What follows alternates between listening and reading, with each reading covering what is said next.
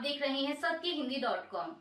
एक नजर अब तक की सुर्खियों। शनिवार 26 अक्टूबर को इसराइल की ओर से किए गए हमलों पर अब ईरान के सर्वोच्च नेता आयतुल्लाह अली खामेनेई ने प्रतिक्रिया दी है। खामेनेई ने कहा कि इसराइल ने गलत कदम उठाया है। एक्स पर उन्होंने लिखा कि जियोनिस्ट शासन ने 2 रात पहले गलत कदम उठाया है।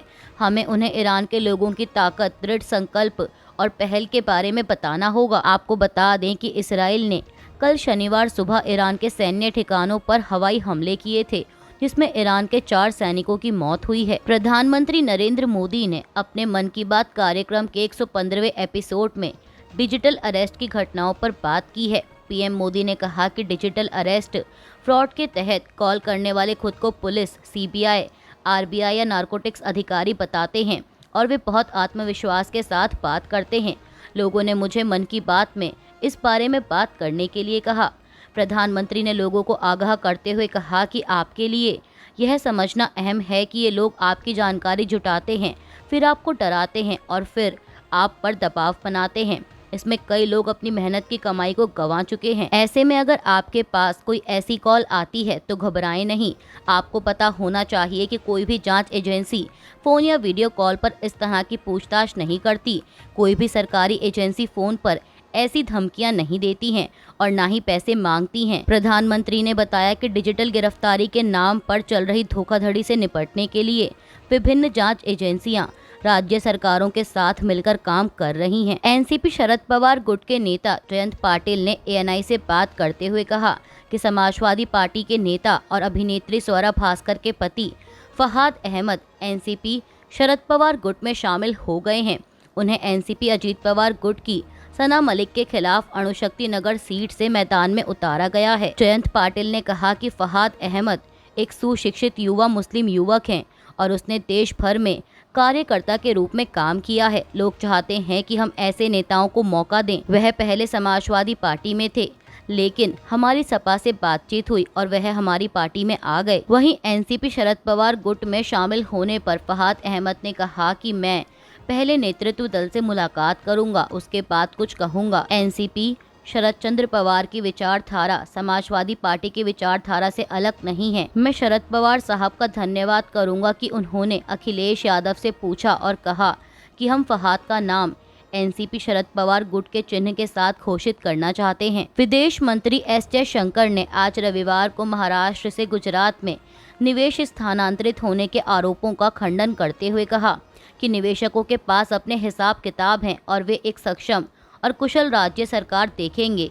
एस जयशंकर ने महाराष्ट्र विधानसभा चुनाव से पहले मुंबई में भाजपा कार्यालय में एक संवाददाता सम्मेलन को संबोधित करते हुए आगे कहा कि पिछले 10 सालों में सभी परियोजनाएं भाजपा शासित राज्यों में नहीं आई हैं। पूर्व सांसद और आरजेडी के बाहुबली नेता दिवंगत शहाबुद्दीन के बेटे ओसामा शहाब ने आरजेडी ज्वाइन कर ली है। आरजेडी प्रमुख लालू प्रसाद यादव और तेजस्वी यादव ने उन्हें और उनकी मां हिना शहाब को आरजेडी की सदस्यता दिलाई। इस मौके पर लालू यादव ने कहा कि उनका स्वागत है। इजरायली डिफेंस फोर्सेस ने शनिवार को ईरान में कई सैन्य ठिकानों पर सटीक और टारगेटेड हमले सफलतापूर्वक पूरा करने की घोषणा की है और इसके साथ ही तेहरान को चेतावनी दी है कि अगर उसने तनाव बढ़ाने की गलती की तो जवाब दिया जाएगा।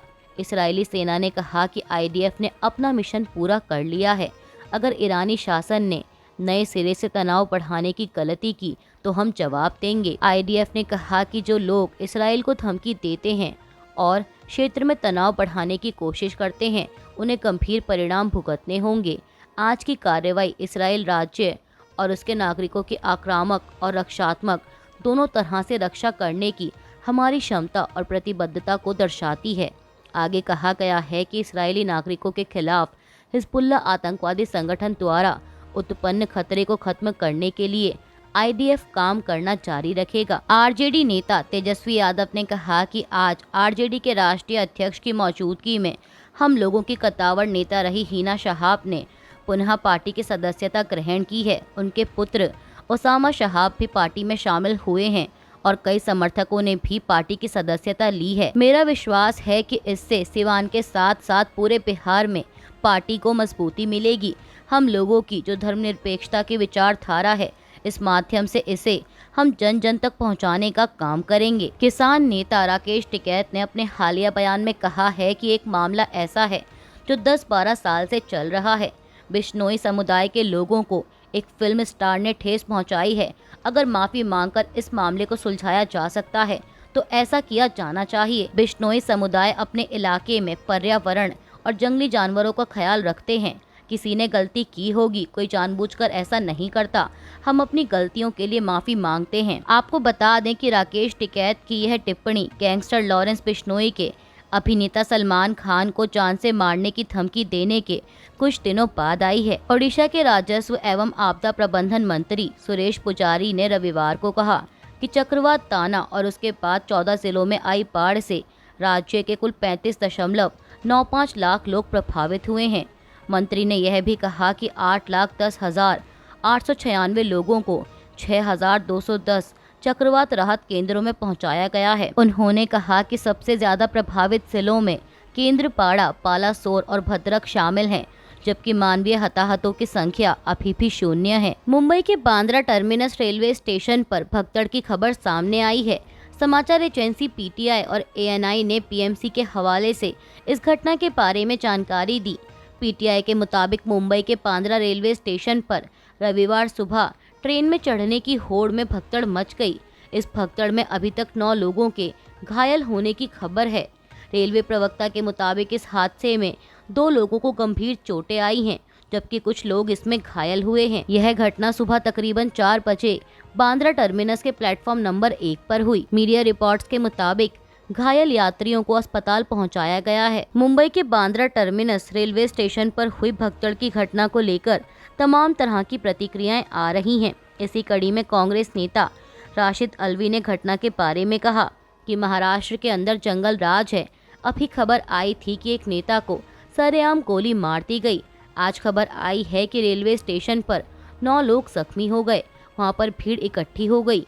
कांग्रेस नेता ने बीजेपी सरकार पर आरोप लगाते हुए कहा कि शोर मचाया जाता है कि 2 इंजन सरकार होगी तो सब ठीक होगा। महाराष्ट्र में तो 2 इंजन सरकार है, रेलवे भी उनके पास है और कानूनी व्यवस्था भी। इसके बाद भी अगर यात्रियों के साथ ऐसे वाकये होंगे तो रेलवे पर कौन भरोसा करेगा? कौन भरोसा करेगा? भारत सरकार और महाराष्ट्र सरकार पर मैं इस सरकार की नाकामी की निंदा करता हूँ।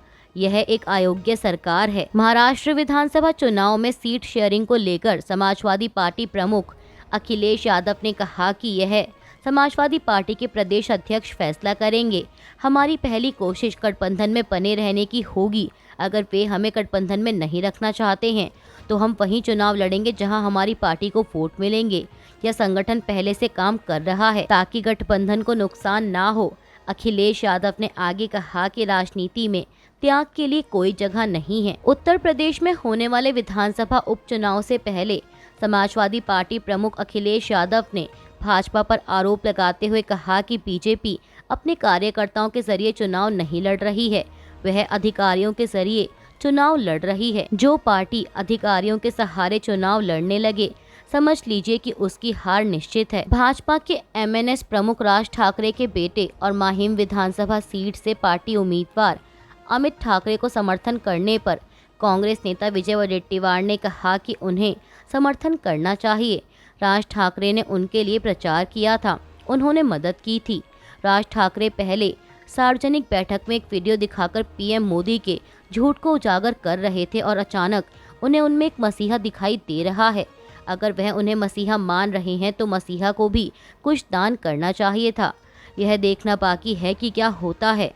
शिवसेना शिंदे गुट का भी उम्मीदवार माहिम से चुनाव लड़ रहा है और अगर भाजपा समर्थन कर रही है तो असली चेहरे सामने आ जाएंगे। अभी के लिए बस इतना ही। बाकी की खबरों के लिए जुड़े रहिए सत्य हिंदी.com के साथ।